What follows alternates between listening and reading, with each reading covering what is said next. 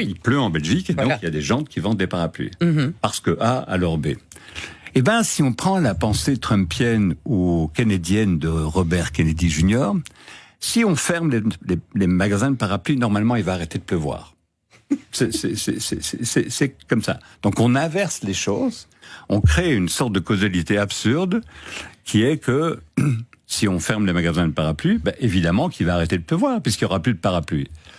C'est difficile à croire, et pourtant c'est ce qui se passe. Par exemple, vous vous souvenez, à l'époque soviétique, la grande règle était que lorsque la théorie ne correspond pas à la réalité, c'est que la réalité est fausse. Non, pas la théorie, la réalité. Ben, on l'a vu avec Trump en été, là, puisque les chiffres statistiques concernant l'économie américaine ne correspondaient pas à ce qu'il avait prédit. Ce qu'il a fait, c'est qu'il a viré la statisticienne responsable pour en mettre une autre qui va soit dire la vérité, c'est-à-dire celle qu'il veut entendre, soit se taire.